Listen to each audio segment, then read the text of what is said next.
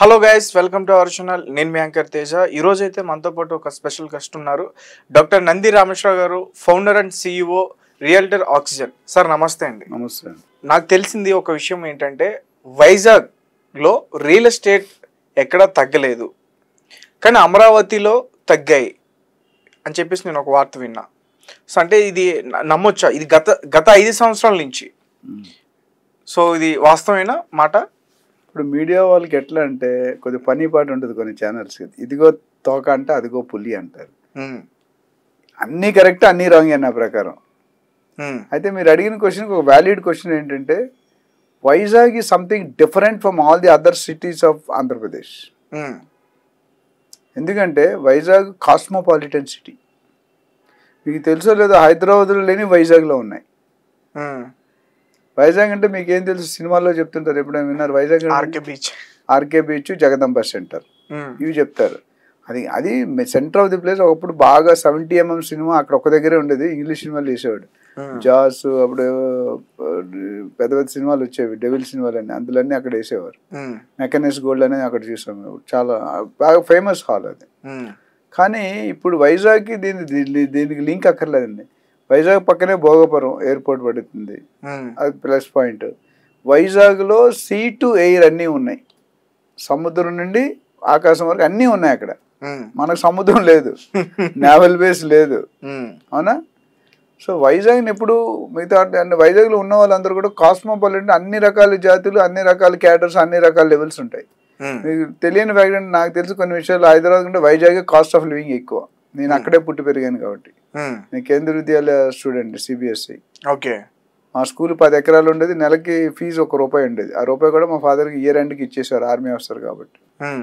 అంటే మేము ఇంచుమించు ఫ్రీగా చదువుకున్నాడు. 10th క్లాస్లో ₹15 ఫీజు కట్టాం. అక్కడున్న కాలేజ్ ఈ రోజు ఇలా ఉన్నానంటే ఆ బేస్ అక్కడ వేసుకున్నాం. సెంట్రల్ స్కూల్, కేంద్ర విద్యాలయంలో ఆర్మీ, నేవీ అందరు స్టూడెంట్స్ ఉంటారు. సో వైజాగ్ అనేది చాలా ప్రాముఖ్యం, చాలా ప్రసిద్ధం. అంటే నేవల్ డాక్యార్డ్ కానీ, పోర్ట్ కానీ, హార్బర్ కానీ, ఎన్టీపీసీ కానీ, ఎన్ఎస్టీఎల్ కానీ, స్టీల్ ప్లాంట్ కానీ, బిహెచ్పివి కానీ, ఎన్ఐడి కానీ, అన్నీ కూడా అక్కడ ఉన్నాయి. సో అది పెద్ద పబ్లిక్ సెక్టర్స్ అన్ని అక్కడే ఉన్నాయి, ఇక్కడికంట. మన హైదరాబాద్కే తక్కువ అంటాను నేను వైజాగ్. అదేవిధంగా కాకుండా వైజాగ్ మీకు తెలిసిన జగదంబ సెంటర్ అండి. ఒక పక్క వస్తే, నేను ఒక సైడ్ చెప్తాను. జగదంబ నుండి వస్తే మీకు డాబా gardens, convent junction, Kancharapalem, Marripalem, Gopalapatnam, మధ్యలో ఎన్ఐడి కొత్త రోడ్డు, గోపాలపట్నం తర్వాత పెందుర్తి, రైట్ సైడ్ వెళ్ళిపోతే సింహాచలం వస్తుంది. పెందుర్తి, కొత్త వలస, అంతవరకు పెరిగిపోయింది సిటీ. అక్కడ నుండి ఇక్కడ 20 కిలోమీటర్స్ ఉంటుంది. అదేవిధంగా అటుపక్క విజయనగరం, శ్రీకాకుళం, రణస్థలం, అనంతపురం, తగరపులస, చిట్టివలస, రెడ్డిపల్లి, అగ్రహారం ఓ పక్క, అనకాపల్లి, దేవరాపల్లి, ఎస్కోట, ఎల్కోట ఓ పక్క. అంటే అన్ని పక్కల కూడా పెరిగింది, ఇంకా పెరుగుతుంది. అంటే అక్కడ రేట్లు ఎందుకు తగ్గలేదంటే, ఫ్లోటింగ్ కాదండి.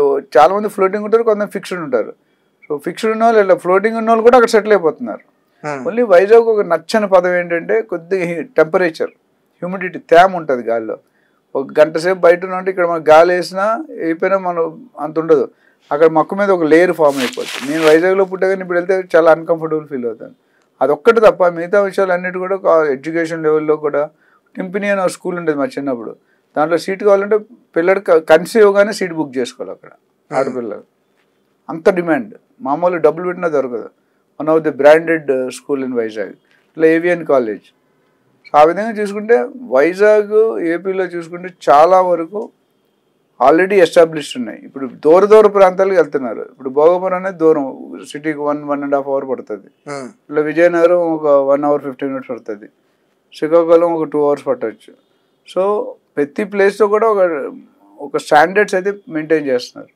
అందుకని నీకు ఏంటంటే, మనకి హైదరాబాద్లో ఎట్లయితే బయట నుండి వచ్చి ఇక్కడ సెటిల్ అయిపోతున్నారు, అక్కడ కూడా కొంతమంది వచ్చి సెటిల్ అయిపోతున్నారు.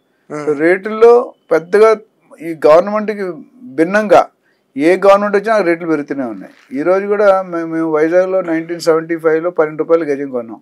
ఈరోజు 80,000 90,000 అయింది గజం. ₹12 ఎక్కడ, 80,000 90,000 ఎక్కడ. సో నేను అన్నది ఏంటంటే, ఈ రియల్ ఎస్టేట్ అనేది ఇన్ఫ్రాస్ట్రక్చర్ ఉంటే, ఒకటి జగన్ గారు వచ్చేందుకు ఇన్ఫ్రాస్ట్రక్చర్ పాడైంది మాట వాస్తవం. లేకపోతే ఇన్ఫ్రాస్ట్రక్చర్ బాగా ఆల్రెడీ బిల్ట్ ఉంది, దాన్ని మెయింటైన్ చేయలేదు. కారు కొనడం ఈజీ అండి, కారు మెయింటైన్ చేయడం కష్టం. అవును.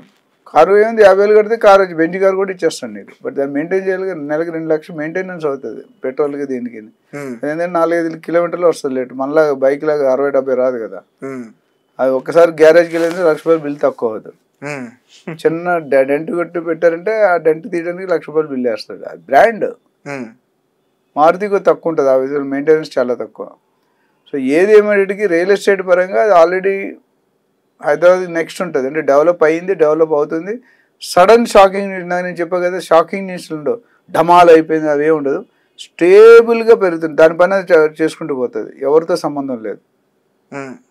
దానివల్ల వైజాగ్లో ఇన్వెస్ట్మెంట్ ఎప్పుడు కూడా ఆగదు, పెడుతూనే ఉంటారు, పెరుగుతూనే ఉంటాయి.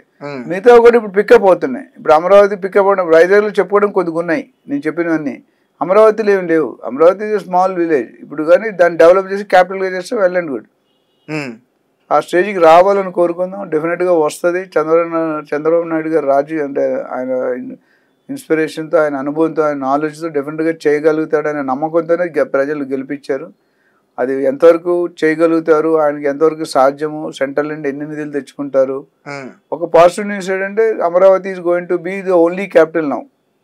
విశాఖపట్నం అనేది ఫైనాన్షియల్ క్యాపిటల్. ఆయన ఎగ్జిక్యూటివ్ క్యాపిటల్ అన్నాడు, ఆయన ఫైనాన్షియల్ క్యాపిటల్ అంటాడు. సో వైజాగ్ ఇప్పుడు ఇండియాకి ఫైనాన్షియల్ అంటే ముంబై, అవును, అలానే ఏపీకి వైజాగ్. సో ఫైనాన్షియల్ క్యాపిటల్స్ అంటే ఊరికే ఇవ్వరు కదా. మిగతా కర్నూలు, తిరుపతి, అనంతపురం ఇవి కూడా డెవలప్ అవుతాయి, గుంటూరు, విజయ్. బట్ ఇది వేరు, అది వేరు.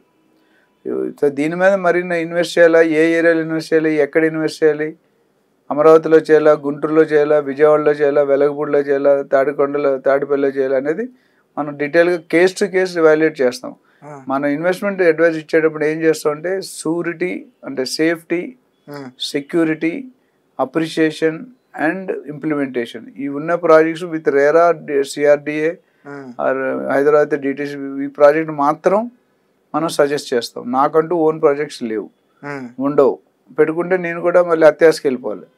నేను ఇప్పుడు సేవ చేయడానికి నా నాలెడ్జ్ 10 మంది పంచడం. నా ఇంటెన్షన్ ఏంటంటే బయర్స్ కానీ సెల్లర్స్ కానీ ఎవరు కూడా చీట్ అవ్వకూడదు. రియల్ ఎస్టేట్లో పెట్టినట్టు డబ్బులు సంపాదించానని చెప్పాలి కానీ పోగొట్టుకున్నానని చెప్పకూడదు. అది నా మెయిన్. ఇప్పటి వరకు నేను దాదాపు 15,000 మందిని ట్రైన్ చేశాను. 1 lakh లీడర్స్ క్రియేట్ చేసే ఫోకస్లో వెళ్తున్నాం. అంటే 1 lakh ట్రాన్సాక్షన్ చేయాలి. నా దగ్గర టీం ఉన్నారు. నా దగ్గర టీం ఎవరైతే ట్రైన్ అయ్యారో ₹1,00,000 నుండి 10 లక్షలు పర్ మంత్ ఆయనకున్న కెపాసిటీ, ఆయనకున్న నాలెడ్జ్, ఎడ్యుకేషన్ బట్టి సంపాదిస్తున్నారు. ఎవరైనా ₹1,00,00,000 సంపాదించే సంవత్సరం కంటే పెద్ద సంవత్సరం కంటే ఎక్కువ టైం అక్కర్లే. దీని మీద ఎవరికి ఇంట్రెస్ట్ ఉన్నా కానీ 8 to 10 hours కమిటెడ్ ఉండాలి. నాకు ఇస్తున్నప్పుడు వస్తుంది, కష్టం ఉన్నప్పుడు పోతానంటే బిజినెస్ రాదు. Real estate is not a 100-meter dash, it is a marathon. Okay.